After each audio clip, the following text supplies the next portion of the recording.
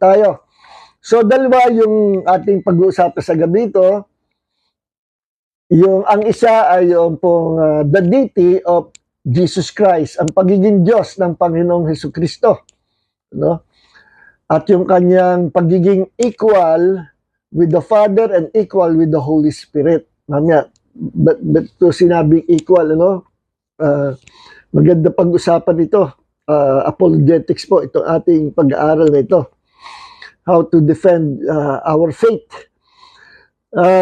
At yung isa naman ay the seven spirits of God.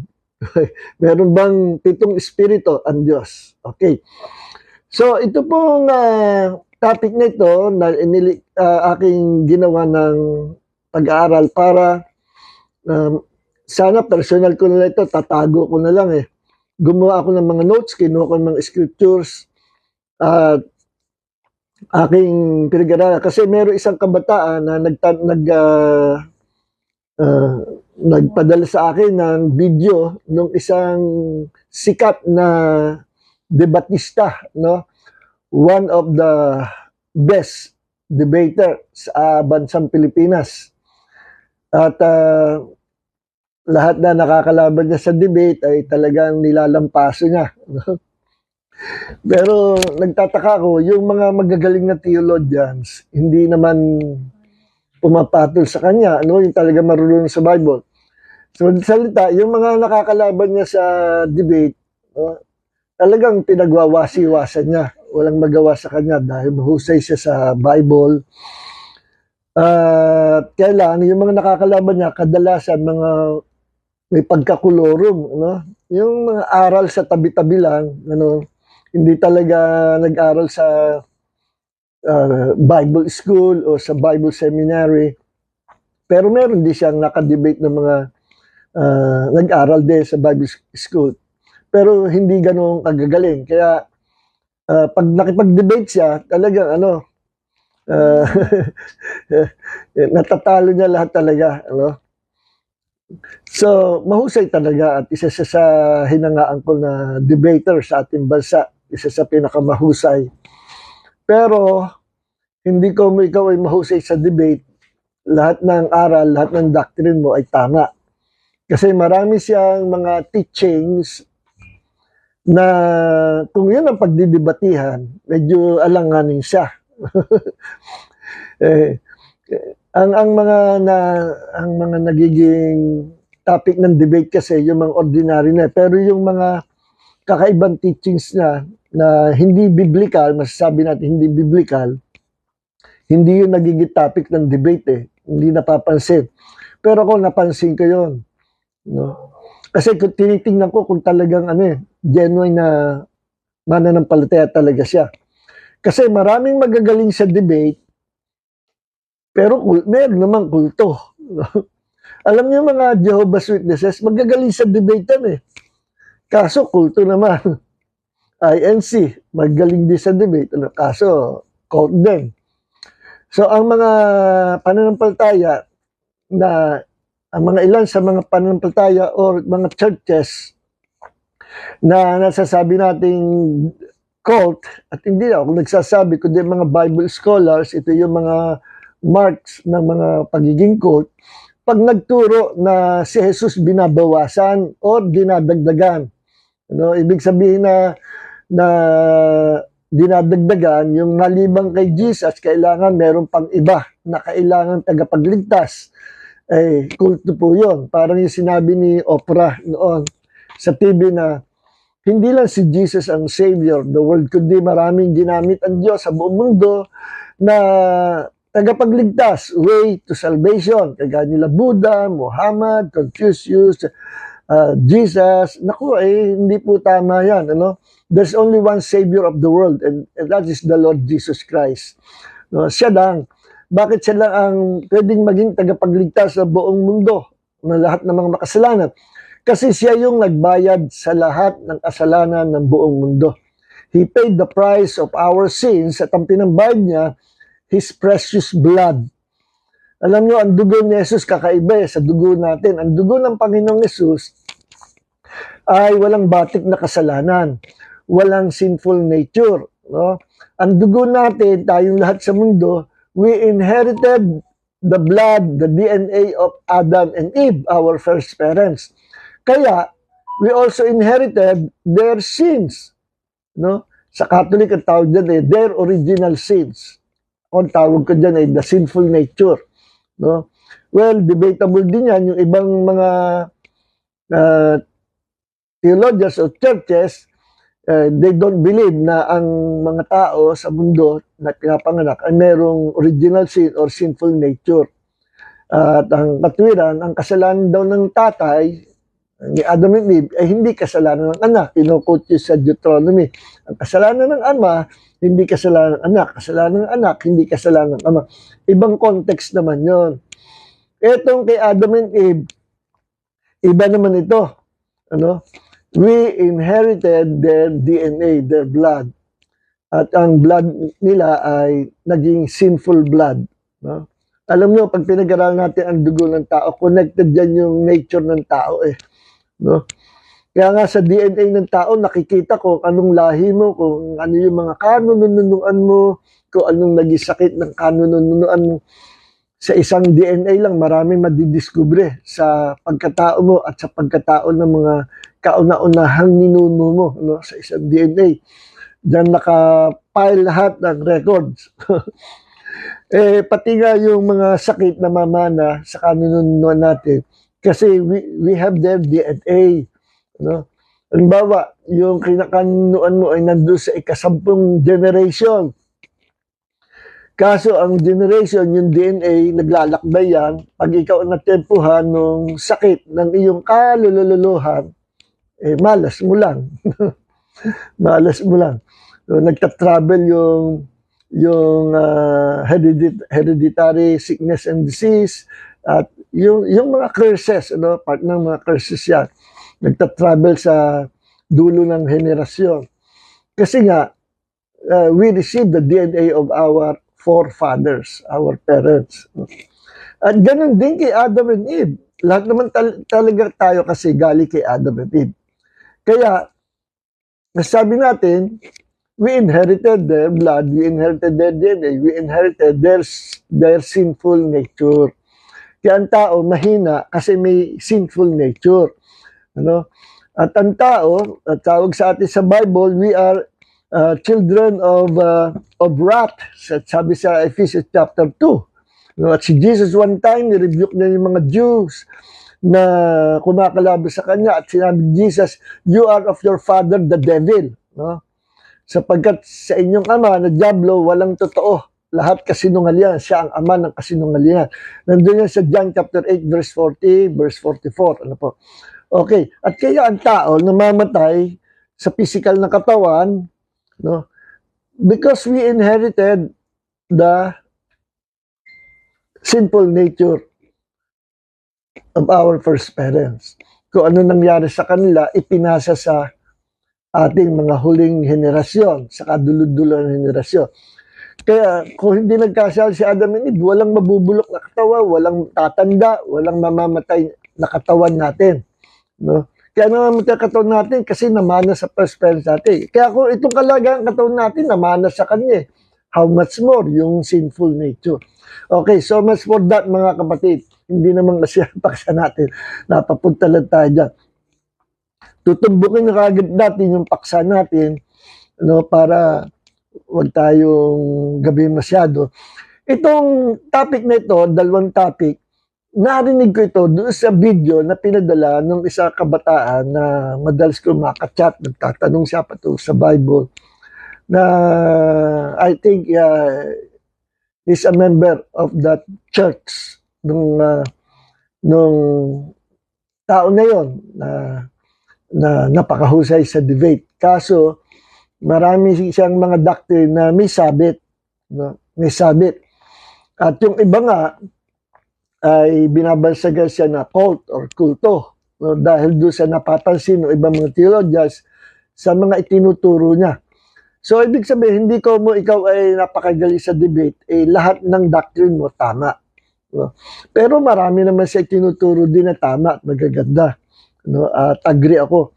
Pero, hindi lahat ng doctrine niya ay nasasang-ayunan ko. Kasi, meron talaga hindi biblical. Alangan naman paniwalaan ko, hindi nga biblical. Gusto ko nga maniwala sa kanya, kaso, unbiblical nga eh, hindi scriptural, kaya paano natin tatanggapin. At dalawa doon sa sinabi niya doon sa video na yun, ang aking ituturo sa inyo sa gabing ito. May mga sinabi kasi siya. At pasensya na kayo, hindi ko po papangalanan siya for the sake na respeto na lang sa kanya kasi siya ay sumakabilang buhay na, no? Wala na po siya sa mundo. Pagka mga ganyan, nire-respeto po natin. Kung siya ay buhay pa, lantara, sasabihin ko pangalan niya, no? So, bilang respeto na lang sa tao na yon, na siya na may nangaral din ng ebanghelyo, no? Bahala na ang Diyos na magsabi ko siya ay totoo manipulate o hindi totoo manipulate, kulto. Hindi natin i-judge. Ang i-judge lang natin, according to the Word of God, pamantayan natin ay Biblia, yung sinabi niya. Medyo itatama lang natin. No? Hindi naman komo may maling doctrine, ay kulto ka agad eh. No? Ngayon, itatama natin sa gabi ito kasi mali yung kanyang sinabi sa video. Okay. Siguro may idea na kayo kung sino yung tinutukoy ko. Ano? Again, bilang respeto na lang. Meron kasing nakita ko sa YouTube, yung isang Calvinist eh. Kung kailan namatay yung man of God na continuationist, sa kabinanatan, tinutukoy kong namatay, pumunta na sa Panginoon, si Jerry Sabel, one of the best Bible teacher ng mga continuationist o ng mga Pentecostal. Nung namatay, sa kanya binanatan ng binanatan. Ang dami niyang criticize sa tao. Mukha daw hindi nangyari yung pananampalataya niya na siya ay gumaling kasi namatay siya. Sabi ko, by common sense lang. Ang problema doon sa kritiko na yon, pag nag-comment ka doon sa kanyang post, sinasarhan niya yung comment section. Ayaw niya na may magko-comment. Sabi ko, ang daya nito. Comment siya ng comment, attack siya na attack. Pero ayaw niya na siya ay go-comment. Sabi niya, namatay si Jerry Sabel, kasi disciple yan ni Kenneth Copeland. Namatay si Jerry Sabel, mukhang hindi umepekto yung faith at saka yung healing, no? Na pinaniniwalaan niya. Sabi ko naman natural, lahat ng tao mamatay. Yun nga mga pinagaling ni Jesus, noong panahon ni Jesus, mga nangamatay din eh. Alangan naman hindi tayo mamamatay sa katawan lupa. At hindi niya nakita, hindi niya kilala si Jerry Sabel, na ilang beses na siya na muntik mamatay. Pero by faith, in-exercise niya yung faith na natutunan niya sa Word of Faith movement, very powerful. Very powerful ang mga testimony niya kung maririnig nyo. Yung anak niya na maliit pang bata, buhat-buhat niya, naputol yung daliri eh. No? Naipit kasi, dinala kasi sa school, naglalaro, naipit yung pinto, naputol yung dalawang daliri ang naputol. No? At dinala yun sa doktor. At may teacher na naghabol ng daliri. Sir, I found this. Nung tinignan sa tissue, ay daliri nung baby niya. So, ginawa ni Jessel, pinasa niya, dugo-dugo ang damit niya, dinala sa doktor, at pinakita yung daliri. Useless na ito. Hindi natin pwede nang ikabit ito, mabubulok lang. Tinapos sa trash can yung daliri. No, then, nilagyan bandage, sabi, magagawa lang natin dito, pagandahin natin ang putol, para pag gumaling, maganda. No? Hindi busarga, hindi sabog. So, nilagyan bandage, pagkaraan ng ilang araw, nung bumalik sila, nakalimutan ko kailan sila bumalik, kung after 1 week or 2 weeks, nung bumalik sila sa doktor, sabi ng doktor, nung tinanggal yung bandage, sabi, what happened? You saw it, right? You saw it. Nakita nyo, di ba? Tinapon ko sa basura yung daliri. Yes, doktor. Bakit ganyan? Nakita ng doktor, may daliri. Kung dalawa yung naputol, nandoon yung dalawang daliri. No? Bagong daliri. Nagkaroon ng daliri. No? Ano nangyari? Miracle. ang tawag niya creative miracle. Ako, ang dami pa niyang ang daming testimony ni Jezebel, ginamit niya yung faith niya, ang daming healing, ang daming miracle. At yung ibang testimony, tinestify ko sa church. Nakaka-bless yung tao yun. Itong cessationist nito na Calvinist, binanatan. Kung kailan patay na, no, walang respeto. Kaya sabi ko, pagka ganyan patay na, irespeto naman natin at hindi na hindi na makakadepensa yung tao. Hindi ganyan ang Kristiyano, no? Kaya itong sasabi ko sa inyo, itong yung siya talaga man of God, no? Merong error yung kanyang teachings at dalawa yung ating pag-uusapan. Ang isa, ito na po, no? Sabi nitong debater nito na very popular po siya. Sabi niya, nung araw na yun ko lang nalaman, ang tagal kong pinapanood siya sa mga messages, sa Bible teaching niya. Nung ko lang nalaman na meron pala siya ganung paniniwala. No? Akala ko Trinitarian siya. Hindi pala siya Trinitarian. Naniniwala siya, ito yung doctrine niya, that the Father is God, no? The Holy Spirit is God, and Jesus is God. Naniniwala siya doon sa tatlong personalities, the Father is God, Jesus is God, the Holy Spirit is God. No? Walang problem. No? Hindi kagaya ng, at naniniwala siya na magkakaiba yon. Sila ay, kung tawagin ni, distinct from one another. The Father or Jesus is distinct from the Father, Jesus is distinct from the Holy Spirit. Ibig sabihin, iba si Jesus sa pagiging person sa Ama, ibang Holy Spirit sa pagiging persona ni Jesus. Tatlong magkakaibang persona ito or personalities. At silang tatlo bumubuo ng iisang Diyos. Ang tawag diyan ay Trinity. At yung salitang Trinity, wala po niyan sa Bible. Yan ang ginagamit ng iba. Nasasabi ko, ang Trinity ay biblical. Bakit wala niya sa Bible? So, well, yung Trinity ay inventong salita. Wala talaga niya sa Bible. Yan ay theological word na ginawa ng mga Bible scholars, mga theologians, para ma-identify lang kung ano ang doctrine na pinaniniwalaan mo. Kaya ngayon, madali natin maintindihan, Trinitarian ka? Trinitarian ako? O oneness ka? Ang sinabing Trinitarian ako, I believe that there is only one God. And that one God is one being. No? Isa lang, one being, not three beings. One being, and in that one being, there are three divine persons or personalities. God, our one God, is one being with three persons in that one being. Mali kapag sinabing there is one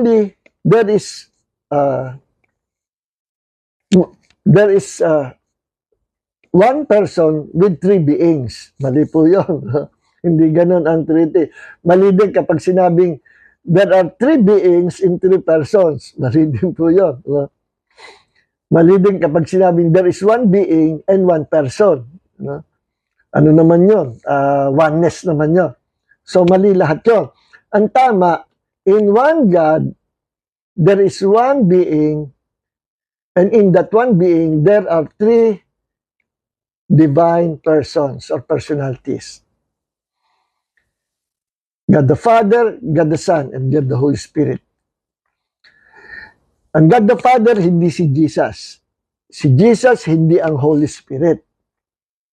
Tatlong magkakaibang personalities. Silang tatlo bumubuo sa iisang Diyos. Okay. Hindi tayo nananampalataya, hindi tayo naniniwala na marami tayong Diyos. Naniniwala tayo, iisang Diyos lang. Kaya sa Genesis, ang sabi sa Genesis chapter 1, and God created the heavens and the earth. Then paulit-ulit, I think 11 times, and God said, let there be world. And God said, let there be light. Yung salitang God doon ay Elohim. No? At ang Elohim po ay plural form ng salitang singular word na El. or Eloah. Pag literal, numerically 1, yung personality or person, Eloah. Pagka marami, lampas ng isa, lampas ng dalawa, marami, Eloah, lalagyan mo ng im sa huli. Kaya pag pinronounce yun, Elohim. Elohim. Kaya magugulat tayo sa Genesis chapter 1, sa creation ng universe, yung pangalo, yung title na God ay plural in plural form. No? Hindi El, hindi Eloah.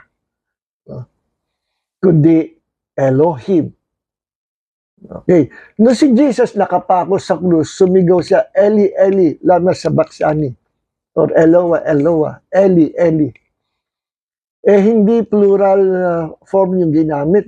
No? Singular. Tinatawag niya God the Father sa taas. Bakit? Kasi yung God the Son nasa cross, nakapako, no siya ay naging tao. Okay. Ngayon, yan ang Trinity na pinaniniwalaan natin. I believe, pinag-aralan ko na yung oneness Yung, pati yung Unitarian, yung oneness, pinag-aralan ko yung Trinitarian. Mas tama ang Trinitarian. Kaya meron tayong doctrine na Trinity. Sabi ng iba, mali yan. Hanapin mo sa Bible kung nasa Bible Trinity. Yun po'y katwiran ng mga yung mga hindi nag-aral Yung siya sabi ko mga kolorum, kung saan na tuto sa tabi-tabi ng Bible study, akala niya tama-tama na siya. Alam nyo, kapag nag-aral ka ng salitang Diyos, huwag kang mag-rely sa sarili mo lang.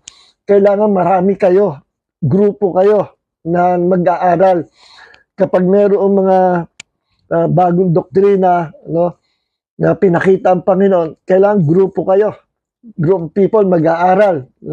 At pag-aral mabuti, palitan ng comments, wisdom, understanding, hindi pwede yung isa lang.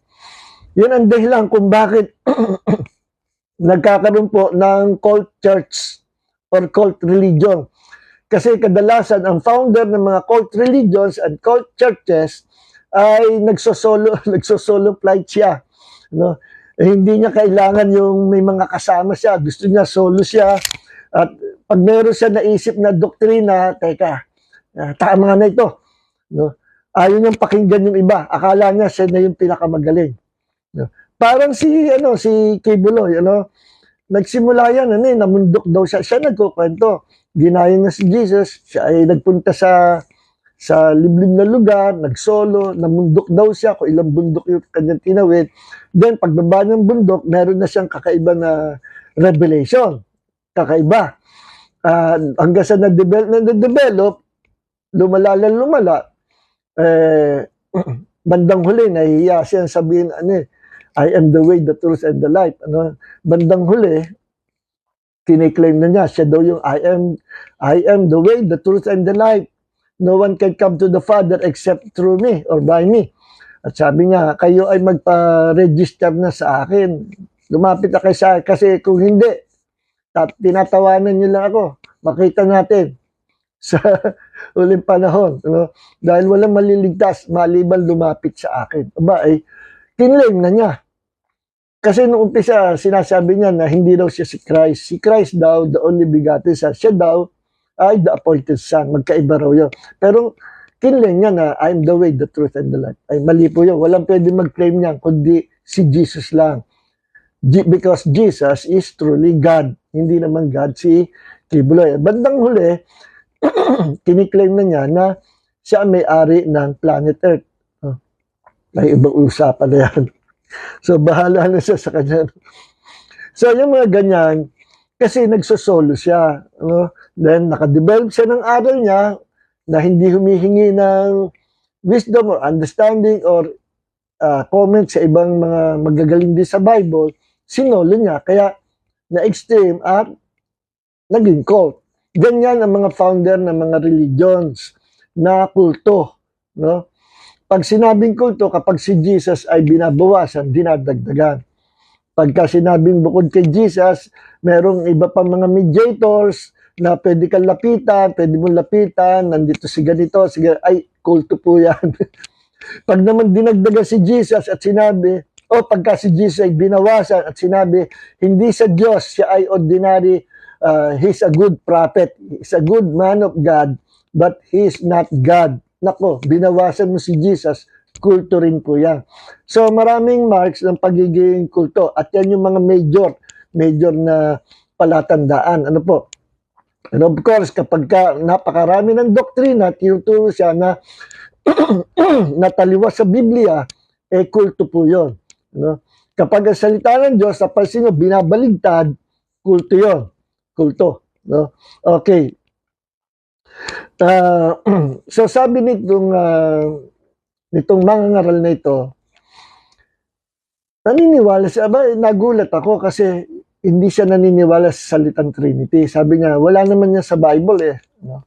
At yan din ang katwiran ng iba. Wala yan sa Bible. So, hindi kailangan nasa Bible yung word of Trinity. Alam niyo kung bakit? Yan ay theological word. At pag pinag-aralan niyo ang mga theological words, wala nga sa Bible, pero kinaklaro niya kung ano ang ibig sabihin nung mensahe ng salita ng Diyos. Kinaklaro niya kung ano ang revelation o kung anong informasyon na napapaloob doon sa salita ng Diyos. At maging sa mga sekta ng pananampalataya, madaling ma-identify pagka mayroong katawagan. Kagaya ko, Trinitarian ako, alam na natin ang doctrine ko. Pag sinabi mo, oneness ako, alam ko na ang doctrine mo. Pag sinabi mo, Unitarian ka, alam ko na ang doctrine mo. Okay.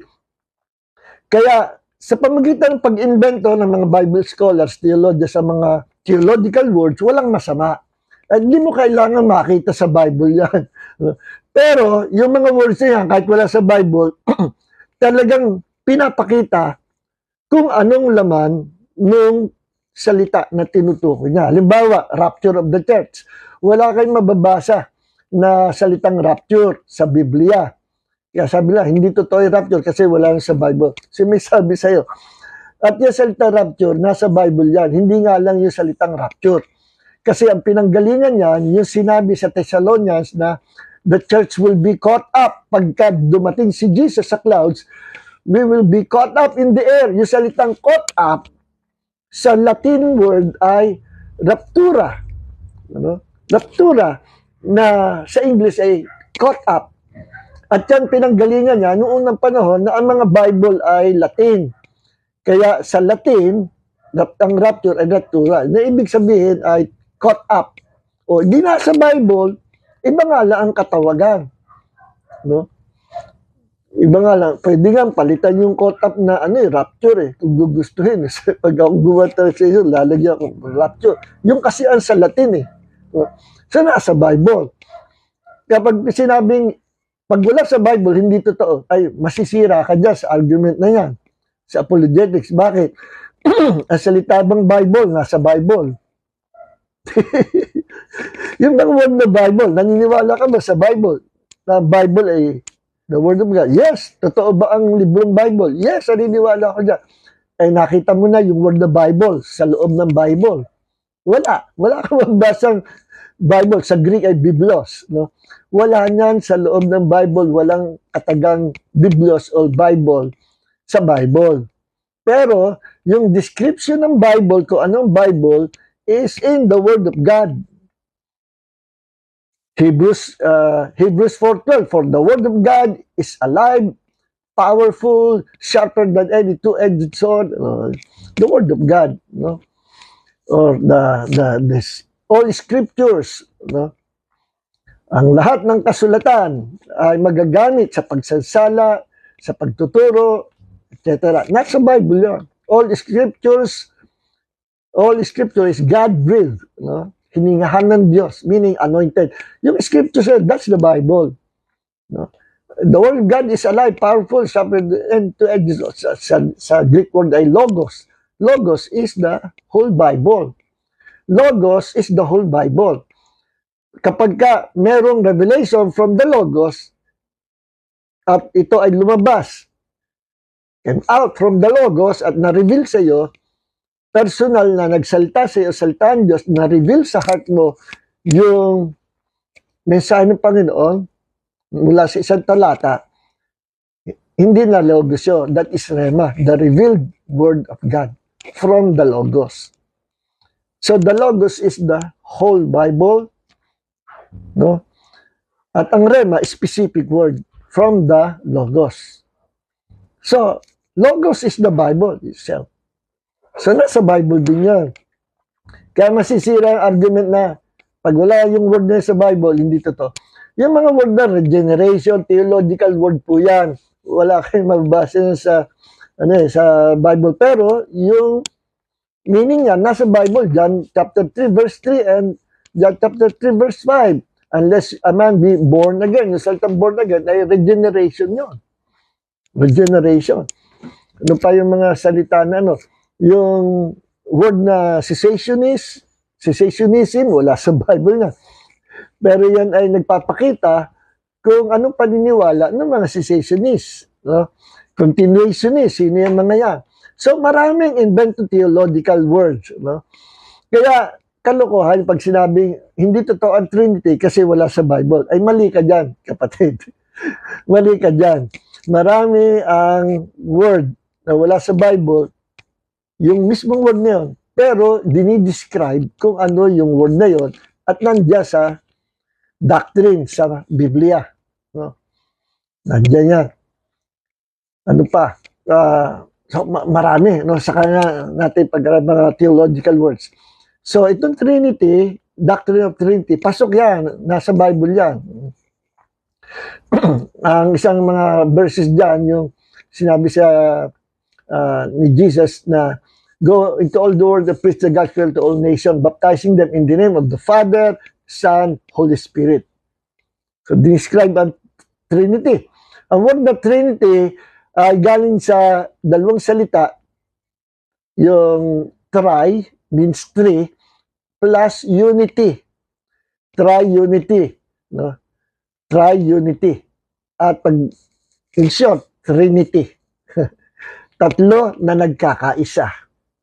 Tri-unity. No? Meron yan sa yung ang Diyos na nagkakaisa. Sa Deuteronomy, bigyan ko lang kayo ng sample. Sa Deuteronomy chapter 6, ay lumipat itong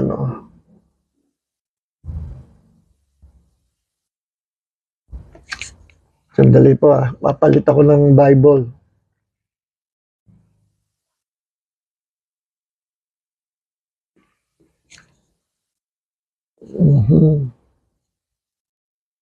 Meron pag nagmamadali sa ayaw naman gumana yung Bible. Deuteronomy chapter 6, pakikita ko lang sa inyo ito.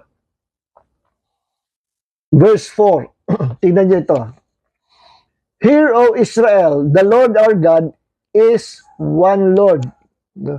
Pakinggan niyo, O Israel, ang Panginoon nating Diyos ay iisang Diyos. Yung salitang one Lord, ay Echad.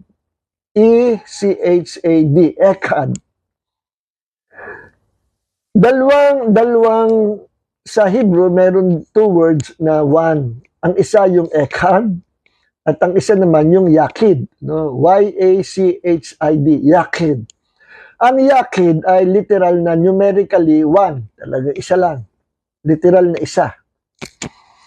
Meron akong isang cellphone. Isa. Meron akong isang alcohol. Yakid. Isa. Literal na isa. Pero dito sa Deuteronomy chapter 6 verse 4, yung one dito hindi yakid. Hindi literal na isa. Alam niyo kung ano? Echad. Echad.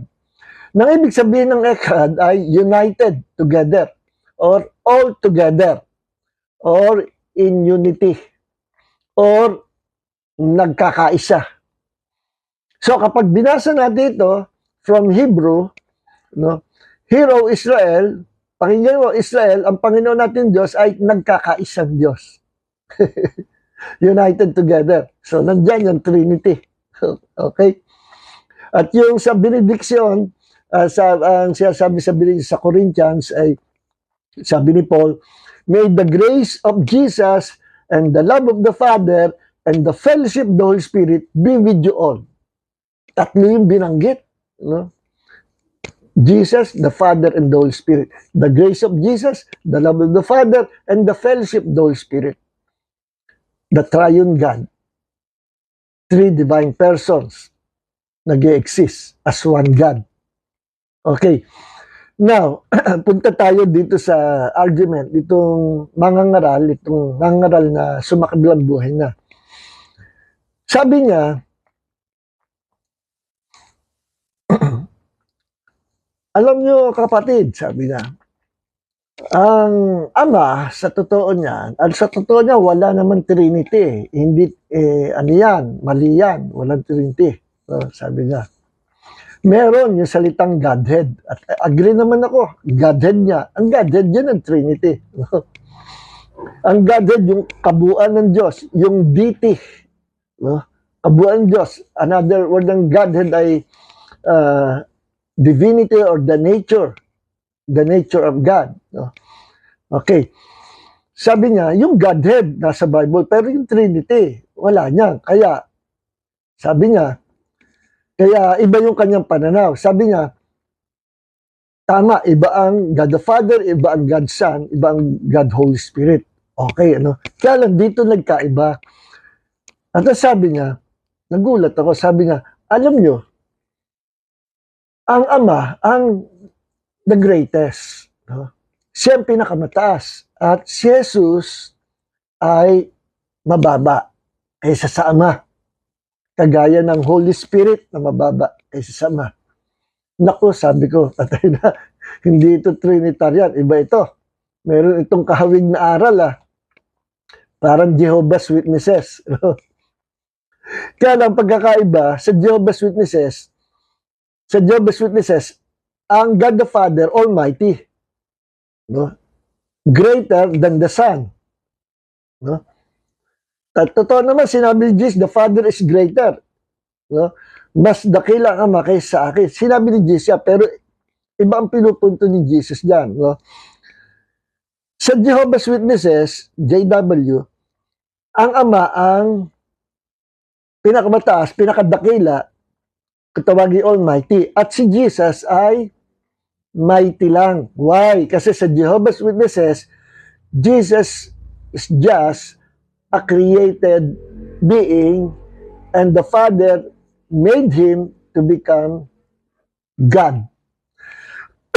Ginawa lang si Jesus ng Ama, created being. So, pag created being, hindi siya God. Kasi ang totoong God of the Bible, hindi nilikha, kundi siya ang manlilikha. Iba naman yung mga tinatawag sa Bible ng mga gods, no? Or mga sons of gods, mga angels yon. Iba yung sinasabing mga gods and goddesses sa mga Greeks and Romans. Tinatawag yun ng mga gods, mga demigods or gods. Pero hindi God na creator.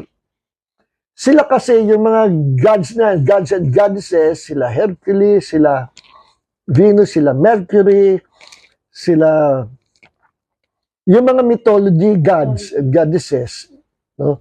Yan ay, tanungin mo ang mga Greeks, sa kanila hindi yan mythology.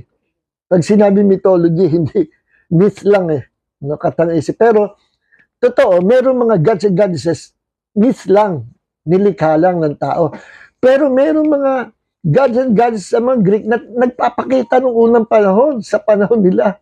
Noong unang panahon, kahit sa Egypt, may mga gods and goddesses nagpapakita. And they were giants. Mga malaking tao sila, ang mga ordinary tao ay hanggang tuhod lang. Nakikita niya sa mga sculptures, sa mga engraved na drawing ng mga Egyptians, no, hanggang tuhod lang, ordinary tao, tinakupo sa trono, ang lalaki. Minsan iba pa nga ang ulo, iba ang muka, parang buaya. Half human, half animal. At yan yung mga nag-exist noong unang panahon. na mga, nung namatay, sila yung mga naging demons, disembodied spirit. Ay, saan galing yung mga likabay ng Diyos? No, sila ay mga anak, offspring of those fallen angels na nakiapid sa mga anak na babae ng tao. Kaya sila naging mga giants. At hindi lang yan, ang mga fallen angels, nag-experiment, nakiapid sila sa iba-ibang klase, mga animals, bestiality, na karumal-dumal sa Panginoon. Kaya ang naging offspring ng mga animals ay half human, half animals. Kasi may power ang mga angels na mag-create ng katawan na kagaya sa tao. Nagbago sila anyo, ginaya nila sa tao. Kaya naanak nila yung mga babae, mga animals, nag-experiment sila kung anong kalalabasan. Kaya ang dami noon lumabas ng mga monsters, half human, half animals. Yung sila namatay, naging mga demons na yung mga yan. Okay, tama na po tayo dyan. Napupunta tayo sa pag-aano demonology. Balik tayo sa topic. No? So, itong mangaral, sabi niya, ang Ama ang pinakadakila at si Jesus mas mababa sa Ama. Bakit? Nasa Bible, sabi niya. Okay, tingnan nga natin kung nasa Bible. No?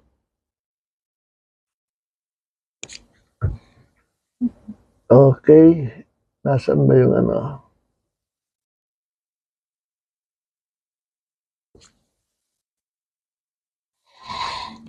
Tingnan natin yung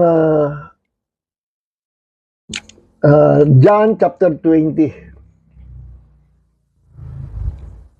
John chapter 20 verse 17. Ay, hindi pala ito. Ito ba? John chapter 14.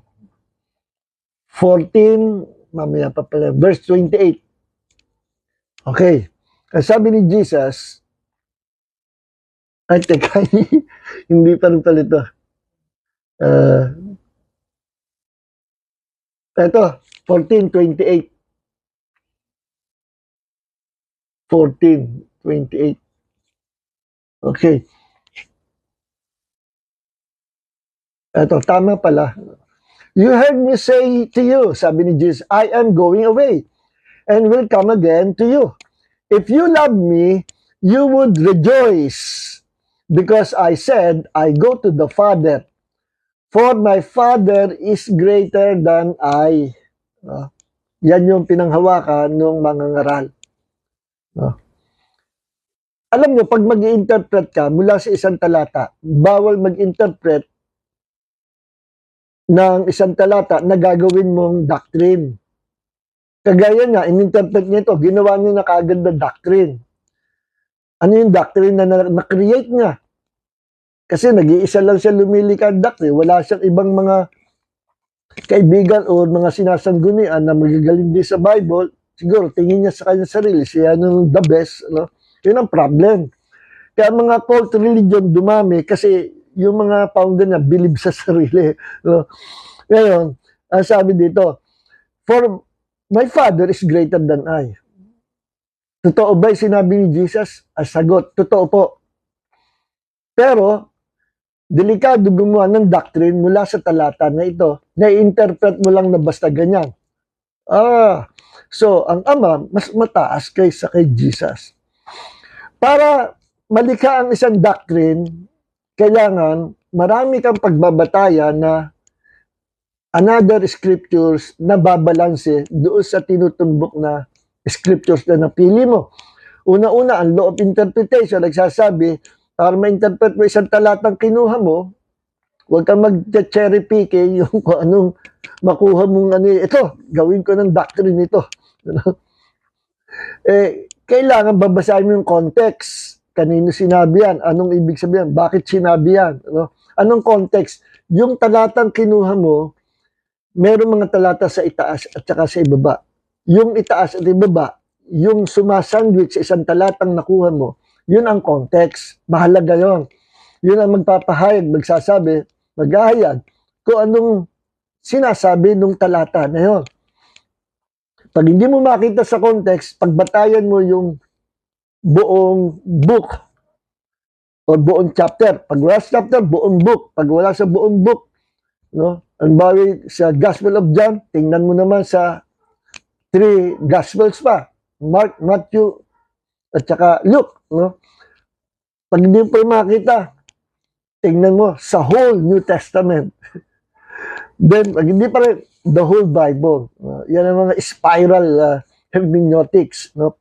Palaki ng palaki. Hindi parang katul na papasok, hindi palawak dapat, ano? Palawak, palabas.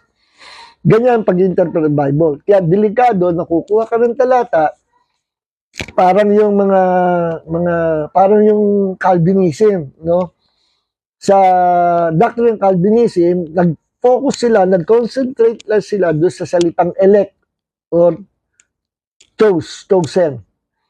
At doon sila nag-focus hanggang sa nakakreate sila ng another doctrine and another gospel, no? Na sinasabi ng Dr. Calvinism na hindi lahat nga maliligtas. Ang maliligtas lang yung nakursunadahan ng Diyos na maligtas. Yung namili ang Diyos ng ililigtas niya. At wala daw tayo karapatan na questionin ang Diyos because God is sovereign. Ayan, na-abuse din yung salita sovereign. Pero sabi ko sa kanila, ang sovereignty of God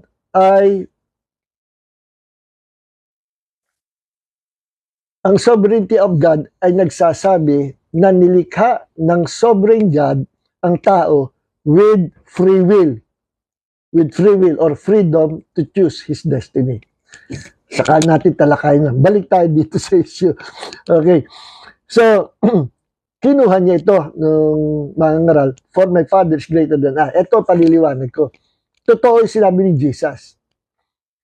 Pero, sa pagiging tao, sinabi ni Jesus yan nung siya ay tao.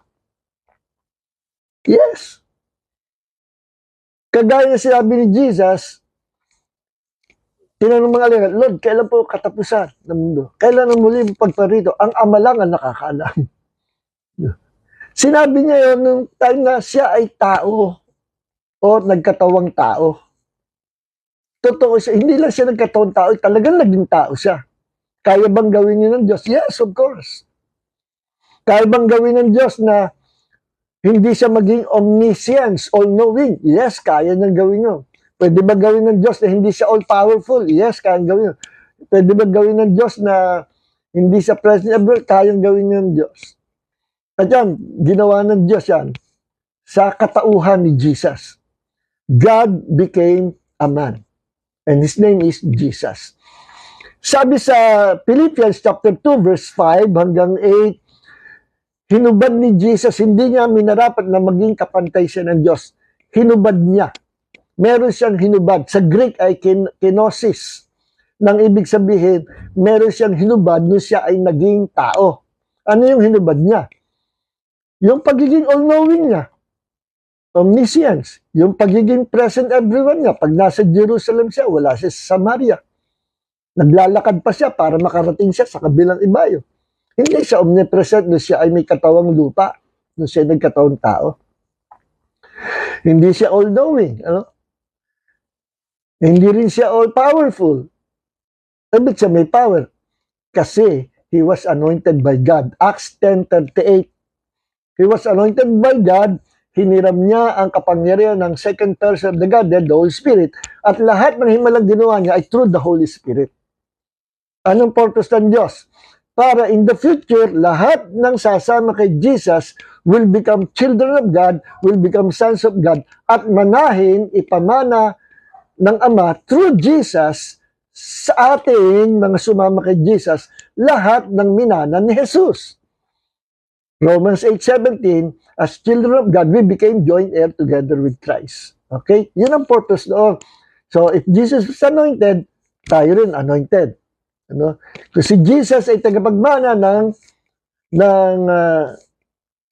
kaharian ng Diyos, naging tagapagmana rin tayo. Kasi Jesus nagkaroon ng sariling throne, bagamat pwede na siya umupo sa trono ng Ama because He is God, naglagay pa siya ng separate throne.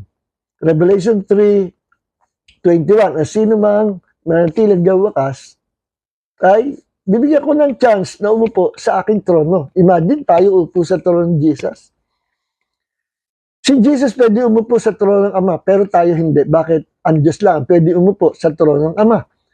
It proves na si Jesus is God.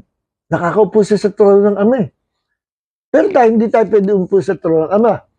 Kaya ginawa Jesus, naglagay siya, nag-create siya ng another throne na kung paano sa throne na yun, makakasama niya tayong lahat na nakay Kristo. Pag umupo siya, kasama tayo sa trono niya. Why? Because we became the body of Christ. And Christ is the head. Okay. Now, so, sa madaling salita, totoo na ang Ama ay mataas kaysa kay Jesus sa pagiging tao. Pero sa pagiging Diyos, in His deity, Jesus is equal with the Father. The Holy Spirit is equal with the Father. The Father is equal with Jesus and equal with the Holy Spirit sapagkat silang tatlo ang bumubuo na iisang Diyos.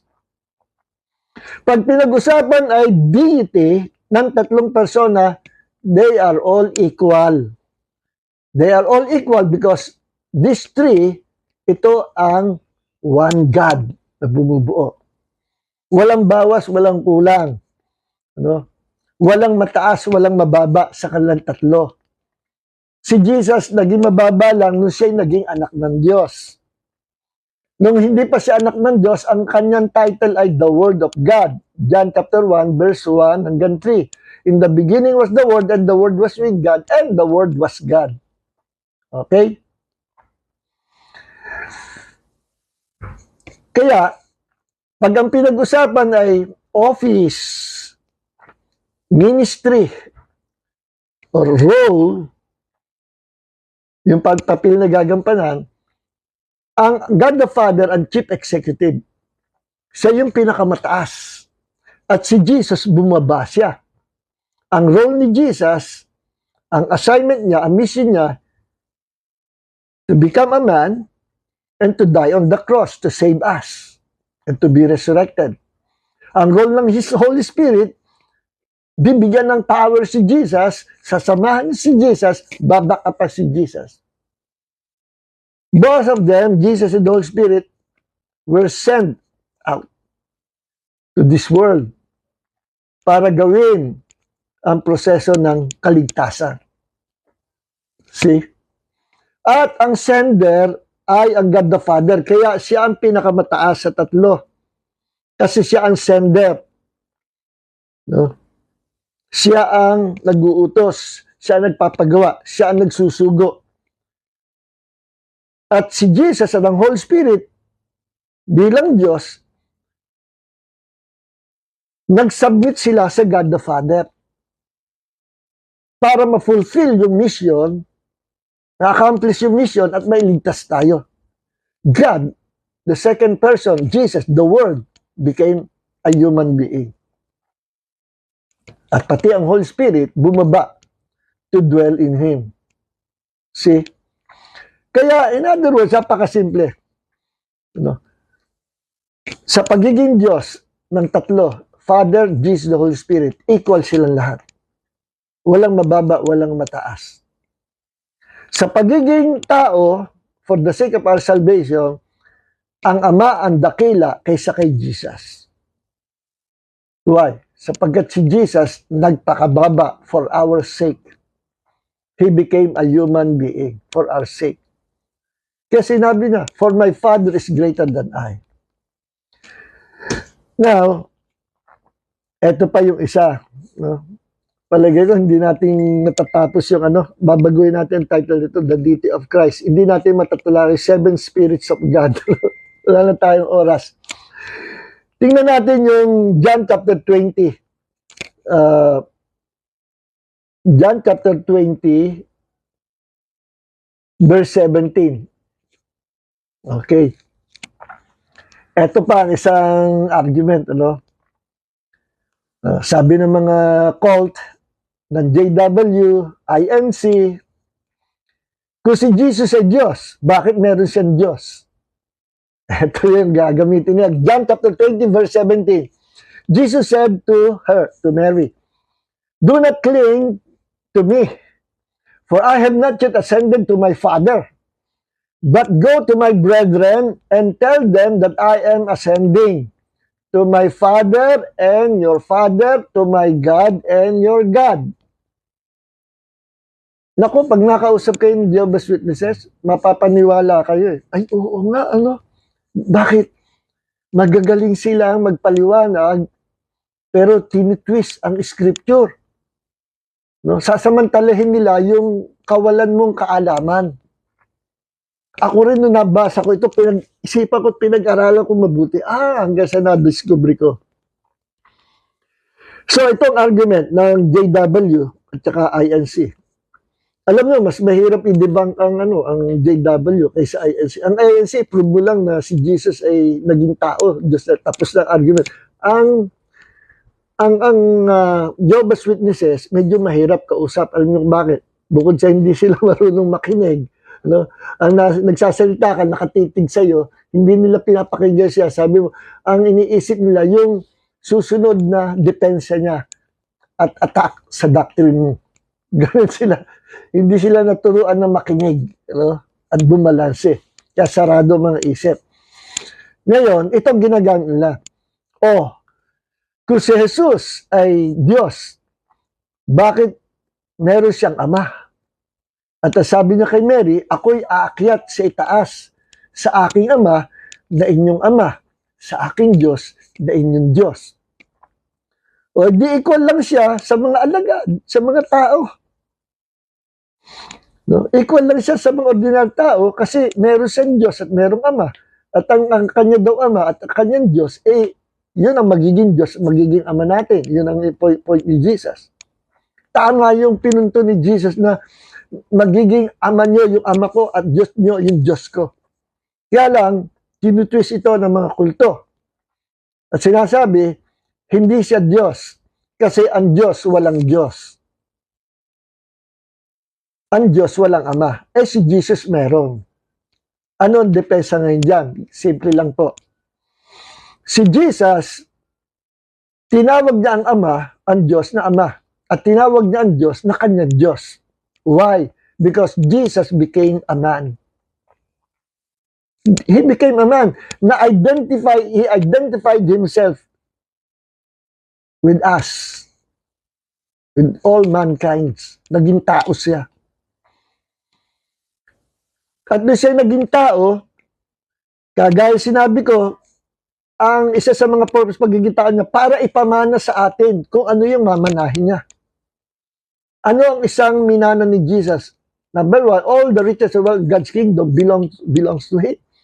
Sa pagiging tao yon. Sa pagiging Diyos, hindi niya kailangan yung bakit sa pool. Siya ang creator ng riches and wealth. Siya ang may-ari ng kingdom of God. You know? Because He is one with the Father. Pero sa pagiging tao, tumanggap siya ng mana. At ayon sa Romans 8:17, naging tagapagmana tayo dahil kay Jesus. Si Jesus as man,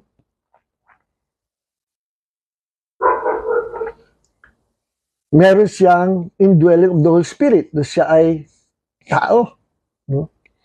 As man, naging tagapagmana siya ng kaharian ng Diyos at ng all riches of God's kingdom. As man, nagkaroon siya ng sariling throne sa heaven.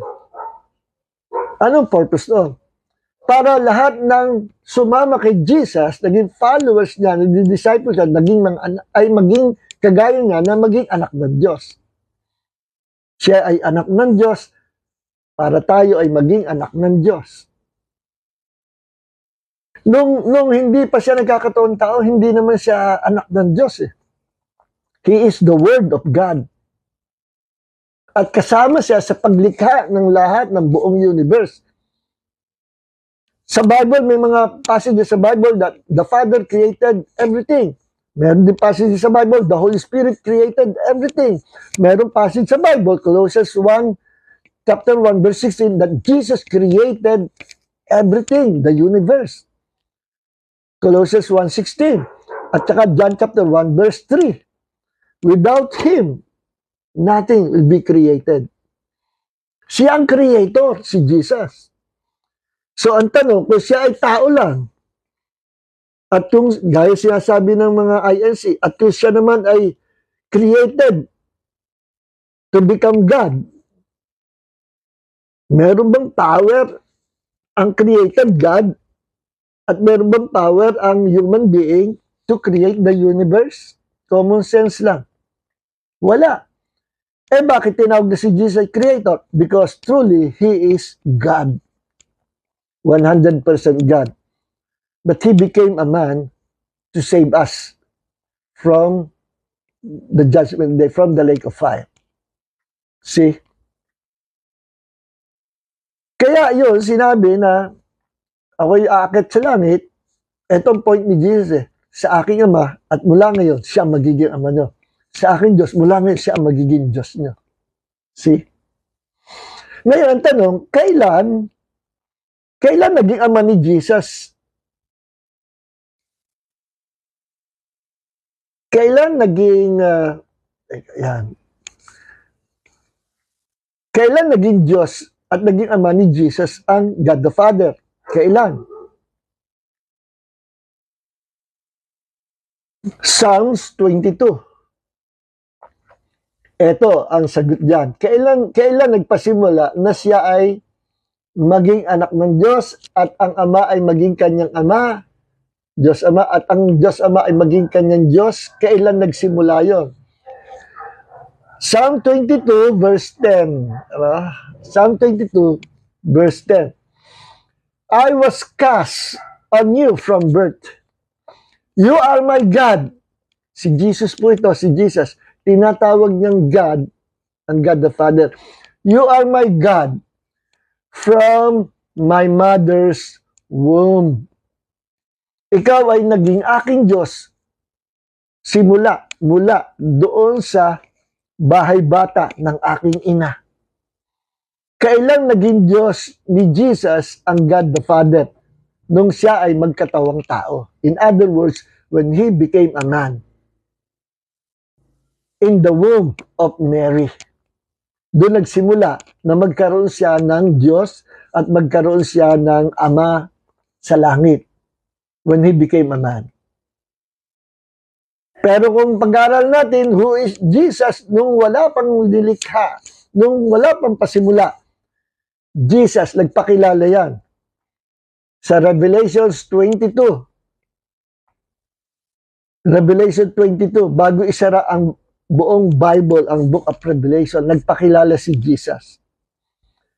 Puntahan natin mamaya. So, sa mga salita, si Jesus ay nagkaroon ng Diyos, nagkaroon ng Ama, nung siya ay maging tao.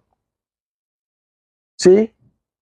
At siya, I believe, forever na siya ay tao for our sake. Para forever, alam nyo kasi kay Jesus, for the first time sa history ng Diyos, kay Jesus nagsama ang God and man. The man Christ Jesus, the God-man Jesus.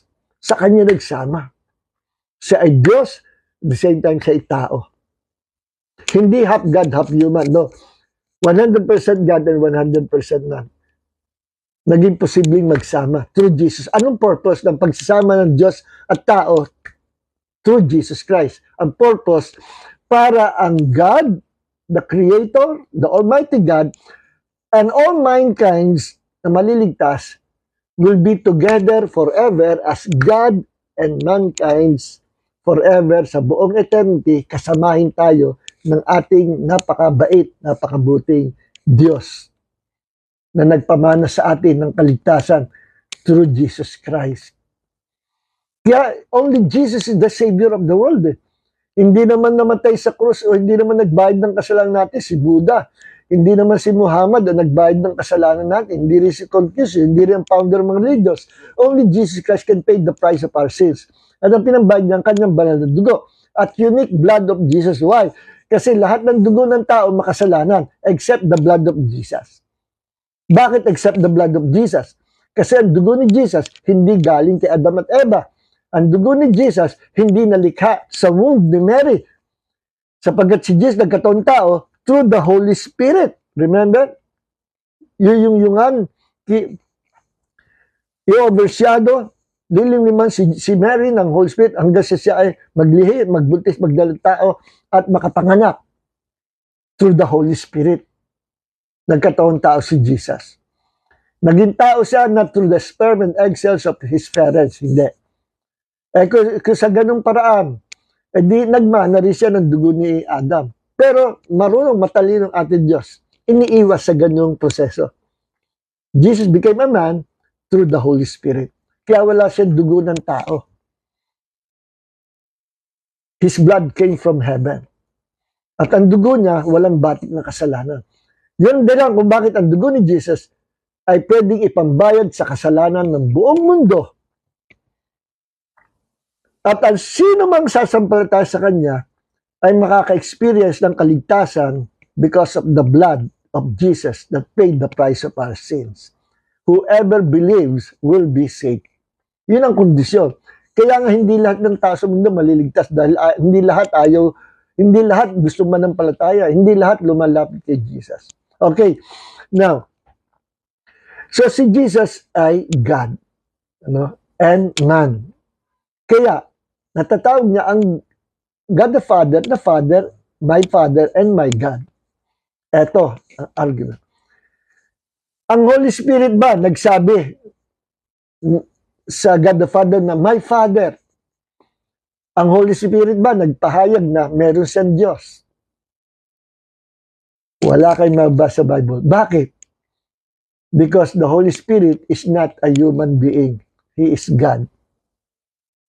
Na isinugo ng Diyos sa mundo para backupan si Jesus. The Holy Spirit is God. Hindi siya kailanman naging tao. Kaya hindi niya tinatawag ang God the Father na kanyang Father at ang God the Father na kanyang God. Walang God ang Holy Spirit. Wala rin siyang Father. Bakit? Siya ay bahagi ng iisang Diyos. Both Jesus and the Holy Spirit came from the Father. Kaya tawag kay Jesus, the only begotten siya kasi siya ay iniluwal. Sinend out siya. Hindi siya niluwal na ang ama ay nanganganak na parang babae. Hindi yun ang ibig sabihin ng bigaten o nanganak. Hindi yun ang ibig sabihin.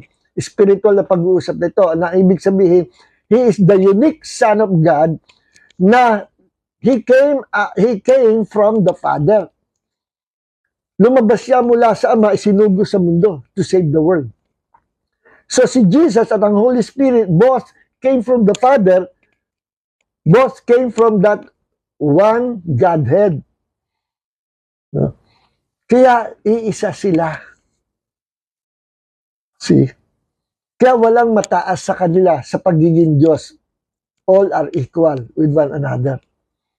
Sa role na gagampanan lang, sa mission, sa ministry, sa office lang, merong mataas, merong mababa. Okay, so much for that.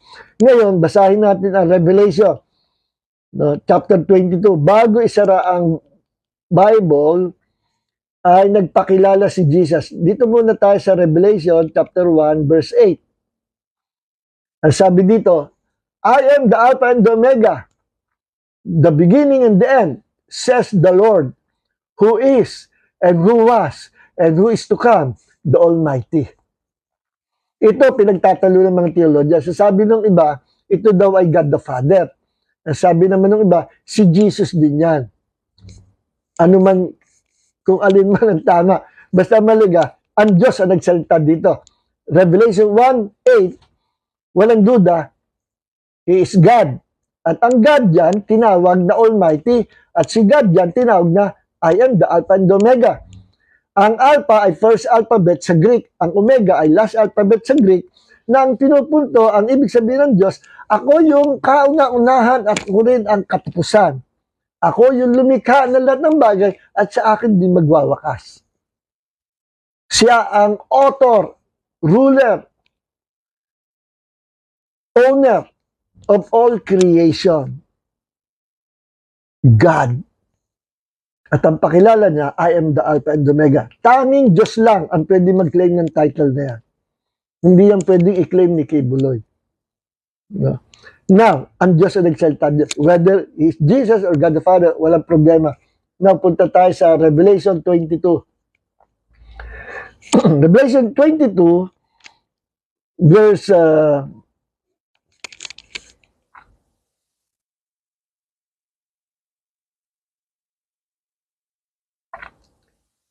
13. Ito sabi, I am the Alpha and the Omega. Tandaan nyo, nung si John the Beloved nasa Isle of Patmos, nagpakita sa kanya si Jesus, nakipag-usap sa kanya at pinakita ang future na mangyayari sa church, sa buong mundo. At ito na, nung bago magtapos sa Book of Revelation, sabi dito sa verse 12, Look, I am coming quickly. Ako'y mabilis na babalik. And my reward will be with me to give to every man according to his work. Dala ko ang gantipala sa lahat ng anak ng Diyos na gumawa ayos sa kanilang mga gawa. Verse 13, I am the Alpha and the Omega, the beginning and the end, the first and the last. Title ng Diyos. Title ng Diyos. Pagdating sa verse 16, nagpakilala kung sino yung Alpha and Omega. I, Jesus, have sent my angel to testify these things to you in the churches. I am the root and the offspring of David, the bright and morning star. Okay, dalawa ang pinakilala ni Jesus dito. Number one, siya yung Alpha and Omega, meaning siya yung Diyos, the Almighty God. Pangalawa, I am the root and offspring of David, the bright morning star. Pangalawa, nagpakilala siya na siya ay tao. Kanina, pakilala niya siya ang Diyos na nagpasimula ng lahat, ang Creator, siya ang Diyos. This time naman, nagpakilala siya na siya ay galing kay David. Isa sa mga kaapu-apuhan ni David. No? Offspring of David. Na ang punto niya, siya yung pinrapisay na Messiah sa Old Testament. Na magkakaroon ng katuparan at ngayon nga, natupad nung siya'y nagpakita na. At siya'y napako sa krus to save us from eternal death. Siya yung Messiah na pinrapisay. The offspring of David, the Messiah, na pinangako ng Diyos na magiging tagapagligtas. Kaya akala ng mga Jew, political savior, political ruler, or political leader. Hindi. Spiritual ang kaharian ng Diyos, spiritual ang kingdom, spiritual tagapagligtas. Okay? The bright and morning star. Sino yung bright and morning star? Si Jesus. Bakit bright and morning star? Siya yung pinantapat ng Diyos kay Satanas to fight, to destroy, and to defeat the devil. Siya yung itinapat ng Ama. Siya yung bright and morning star. Bakit bright and morning star? Kasi ang title ni Lucifer, kaya nga tinawag Lucifer, meaning morning star, the bright morning star. Si Lucifer yun. Eh bakit si Jesus tinawag din bright and morning star? Siya yung itinapat sa legal na labanan to defeat and destroy the devil, the morning star. Pareho silang morning star. No? Tinapat ng Ama si Jesus to destroy the devil and his kingdom. Okay? So, puri ng Panginoon, wala tayong time. Ang dami ko pang babanggitin na talata. Ano? Okay. Yung sinabi ni Jesus, I and the Father, John, ito, talakay natin. John chapter 10, verse 30. Okay. I and my Father are one. Ano ibig sabihin ni Jesus? Sa mga oneness naman, o kita mo na, si Jesus din yung Ama. Mali. Mali naman yung oneness. Ano ibig sabihin dito ni Jesus? I and my Father are one, meaning, they are one as God. They are one in essence. They are one in divinity. They are one in deity. In essence, they are one. Kung ang Ama ay Diyos, ako rin ay Diyos. Yan ang point ni Jesus dyan. Ngayon, sabi na iba, kung si Jesus Diyos, bakit kailanman hindi sinabi ni Jesus sa bibig niya mismo? Hey, I am God, the Almighty. Ano ka? Sisirain mo ang plano ng Diyos. Kung sinabi ni Jesus sa mga Jews, hindi na siya makakarating sa cross. Or mismo on the spot, patay siya. Paulanan siya ng bato sa mamatay. Masisira ang plano ng kaligtasan na dadalhin niya ang kasalanan ng buong mundo sa krus, sa Kalbaryo. And that was 2,000 years ago. Masisira yung plano na yun. Kaya sabi nga ni Jesus yung mga malalim na revelation na pagiging Diyos, sabi niya sa kanyang malagan, huwag niyo sasabihin kahit kanino. Sikreto nung umpisa Bakit? Delikado malaman No? Delikado. Pero marami sinabi si Jesus na from His own mouth na siya ay Diyos. Isa na nga yan, yung Revelation 22 verse 13 and 16. Nagpakilala si Jesus that He is God. No? Okay. So, ito pa isang argument ng Jehovah's Witnesses. Tingnan nyo mabuti. Colossians at saka ng ILC, chapter 1, verse 15. Ito sabi, Jesus, He is the image of the invisible God, the firstborn over all creation. No? The firstborn, sa ibang translation, I think sa King James, of all creation. Hindi ganun yan. The firstborn over all creation, ang sabi. Ano ibig sabihin?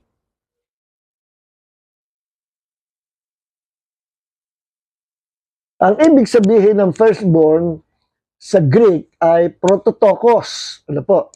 Na ang ibig sabihin ng firstborn, it signifies preeminence, sovereignty. No? Preeminence, sovereignty. Pag siya preeminence, sovereignty, only God is preeminent and sovereign. At yan ay title ni Jesus firstborn. Nang ibig sabihin, hindi siya created being. Sa mga Jehovah's Witnesses, ibang interpretation nila yan Sa mga Jehovah's Witnesses, ang interpretation nila dyan, kita mo, si Jesus kung siya ay Almighty God, bakit ang sabi ay the firstborn of all creation or firstborn over all creation. No? So, ibig sabihin, hindi siya,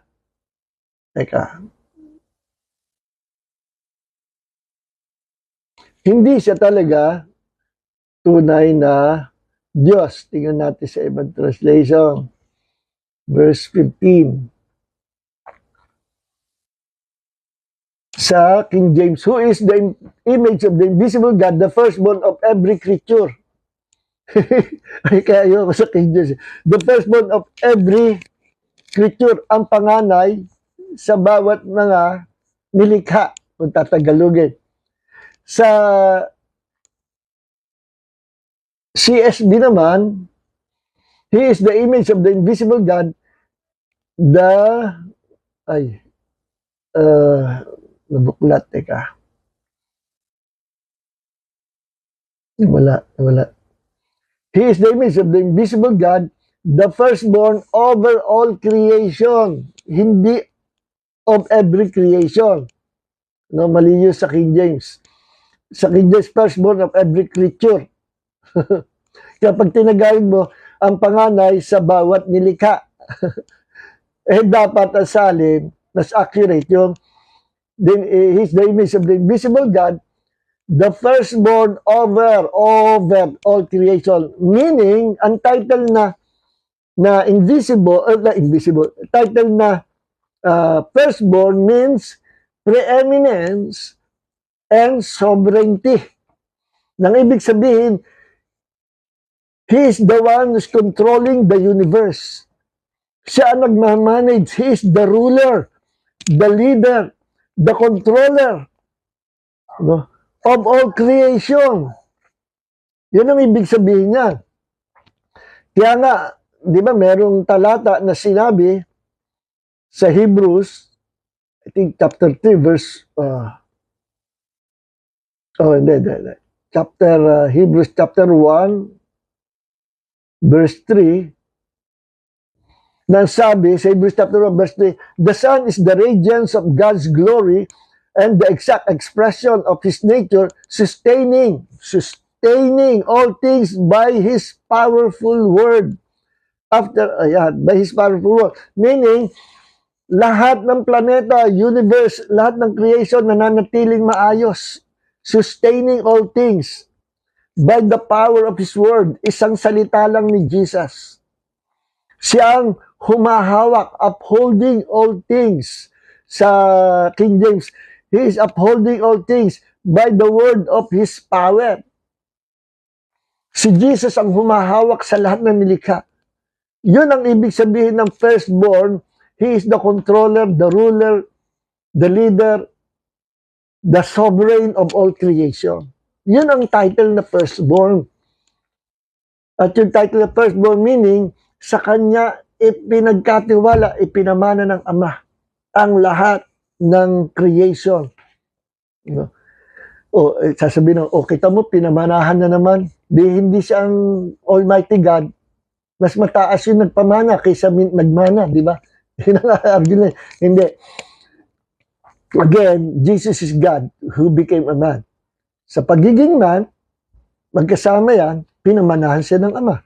Sa pagiging God, siya ang creator of all things. Okay? Now, ano pa? Ito, merong isang confirmation, Revelation, chapter 3, dito na po tayo magtatapos, verse 14. No? And the angel of the church of Laodiceans write, sabi ni Jesus kay John, isulat mo sa anghel ng church sa Laodicea. Yung anghel messenger, yun yung pastor nagpapasto sa Laodicea. Hindi po yung angel na tagalangit. Angelos, messenger. Sila yung nagdadala ng message sa church sa Laodicea o sa iba pa mga churches. So, right, the amen. Ito, si Jesus tinutukoy. The angel of the church of Laodicea, right, isinulat ito. Isulat mo ito sa anghel ng Laodicea. The amen, the faithful, si Jesus po ito. The true witness, the beginning of the creation of God, says these things. Okay, sabi ng mga ILC at ng JW, kita mo, siya ang pasimula sa lahat ng nilikha ng Diyos, the beginning of the creation of God. So, created being siya. Mali na naman po. Bakit? Pag tinignan nyo sa Greek, itong beginning, I think sa Greek ay, tingnan na, archeos, I think archeos, or arche, arche, I think arche, verse 14, tingnan na natin, nandiyan pa ba kayo? Medyo ginabi na tayo. Dito, matatapos na po tayo.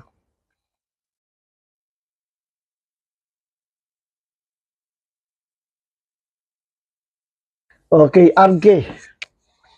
At ang arche means, anong ibig sabihin arche? The origin of all creation. No? The leader, the ruler, the chief. No? Kaya ang tawag kay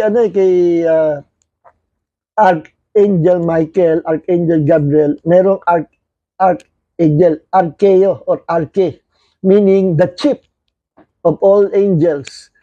Si Archangel Gabriel ay chief ng mga messenger angels, si Archangel Michael ay chief ng mga warring angels. No? So, ibig sabihin ng Arche ay chief, ruler, leader, origin. Okay? So, kung ating translate itong verse 14 ng Revelation, chapter 3, si Jesus Christ is the origin of the creation of God. Hindi beginning. Sa King James, beginning. He is the ruler. He is the origin. He is the leader of the creation of God. The best word is the origin. Siya ang origin of all creation. Meaning, Without Him, nothing can be created. Siya yung creator. Yun ang punto rito. Revelation 3:14. Kaya masisira ang argument ng Jehovah's Witnesses. Mali ang kanilang pagkaintindi sa salitang beginning. RK means ruler. Jesus is the ruler of all creation. He is the leader of all creation. He is the origin of all creation. So hanggang dito na lang po mga minamahal at purihin ang Panginoon. Hindi natin natala. Maybe siguro sa next week talakayin natin 7 spirits of God. Sabi nung mangangaral kasi, alam nyo ba na pito ang espiritu ng Diyos? Marami espiritu ng Diyos. Naku, mali po, makukulto tayo niyan. Isa lang ang Holy Spirit. Isa lang ang Holy Spirit. At yung kanyang kalalagayan, meron siyang gagawin sa mundo na isinugo ng Ama. At yung 7 kalalagay na yon ang magre-represent sa Holy Spirit pagdating sa earth. After Jesus resurrected from the dead, isinugo ang Holy Spirit na magdadala ng 7 representasyon ng Espiritu. Kaya tawag 7 spirits of God. Hindi literal na 7 yung Espiritu. Kundi, from one Spirit, merong 7 spirits sa isang spirit na magpapunction sa ganung office. 7 ministry o 7 office. Okay. So yun yung isa sa mga mali rin na sinabi no mga ngaral na yun. Diyan nadali diyan inatake si Benny Hinn. Nung si Benny Hinn kabataan pa, nag-preach siya na ang God is God the Father, Jesus, Holy Spirit, plus the 7 Spirit of God. So, ang nangyari, ang ginawa Benny Hinn, the Holy Spirit is the 7 Spirit of God. So, God the Father, God the Son, and the 7 Spirit of God. So, lumabas, there are 9 gods. Mali. So, doon siya binanat, ang daming nag-comments at na-realize naman ni Benny Hinn na ang pagkakamali niya. Sabi niya, yung mga doctrines na yung kabataan ko na ipangaral, pinagsisihan na niya at inamin niya na nagkamali siya. Nirinaw siya mali yung pagkaintindi niya. Yun ang maganda, inaamin yung pagkakamali. Nirinaw na nga niya, hindi na nga niya tinuturo. Hanggang ngayon ba naman iniaatake sa kanya yun? Na si Benny Hinn nagtuturo that there are 9 gods. Mali. So, same with this person, itong mangaral, na sinabi niya, maraming espiritu ang Diyos. Not only the Holy Spirit, pero marami pa, may 7 pa nga. Hindi. Yung 7 yun na nga ang Holy Spirit. At next week na, talakayin natin binanggit sa Bible, there's only one Spirit of God. Okay. Heavenly Father, maraming salamat sa gabi sa pag-aaral namin ng kadyusan, pagiging Diyos ng Panginoong Jesus. Hindi po namin talakay ang 7 Spirit, pero maybe next Bible study, if you will, Lord, pag-aralan namin. Thank you, Lord, for blessing your people. Dalangin na maibahagi po namin ito sa iba pa mga mananampalataya, especially sa mga pastors, nagpapastors, at mas lumalim pa ang pagkakilala sa tunay na iisang Diyos, lalo na sa doctrine ng Trinity. Maraming po salamat, Panginoon, at dalangin po namin na ang mga may sakit karamdaman, pagalingin mo sa mga sandaling ito by your supernatural miracle, Lord, by your healing anointing, abutin mo po sila. In Jesus' name. At Lord, marami pong ipanganak sa kaharian mo through this message, through this Bible study. Thank you, Father God, for giving us the strength, the power, the anointing, the boldness, and the wisdom to bring this truth, Lord, to the body of Christ. Maraming po salamat. And all glory and honor belongs to our Lord God the Savior, Jesus Christ. Shalom. Amen. Amen. May the grace of Jesus and the love of the Father and the fellowship of the Holy Spirit be with you all. In Jesus' name. Amen. Shalom. Pakilike naman po itong video kung kayo na-bless. Alam niyo kung bakit? Mahalaga yung mga likes, no? Ang kahalagaan ng mga likes, kapag marami kang likes, kagaya sa live stream nito, pag maraming likes, ang Facebook automatic ang laging lumalabas sa FB, sa Facebook, yung mga live stream na at yung mga post na maraming likes. Yes, yun lagi ang lumalabas at mas maraming makakakita. Pero kung maglalike lang, isa, dalawa, matatabunan niya na, mapapailalim niya. Kaya automatic yan, may system ang FB na kung alin yung maraming likes, umaangat siya, lumalabas lagi at maraming makakapanood. Na-discover ko maraming mga pastors, maraming mga manpalata from different churches na napapanood na pag-aaralan ito pong Bible study natin at nakikinabang sila. Ano, yung isang pastor, sabi niya, Pastor John, hindi siya nagla-like, hindi siya nagpapakita, pero sabi niya, sa totoo lang, yung tinuturo mo, kinukuha ko, sinusulat ko, at tinuturo ko sa church namin. Sabi nung kaibigan kong pastor, and that's good, no? Hindi naman galing sa akin 'to, at hindi naman tayo matas dito kundi si Jesus. At si Jesus ang nagbigay ng mga messages ng mga Bible study dito. Hindi po ako ang Panginoon. Kaya pwede niyong kunin, ituro sa mga churches ang mga teachings ito that came from the Holy Spirit. Okay. So, paki-like po. Mahalaga po yun. Ano? Mas maraming nakakakita. Mas maraming makakapanood. At mas marami ang magiging kapakinabang kapag ibinahagi rin sa iba. And don't forget to share this video sa mga pastor, sa mga kaibigan nyo, and God bless everyone. At salamat, purihin ang Panginoon. Thank you, salamat po. Pagpalain po tayong lahat. God bless everyone.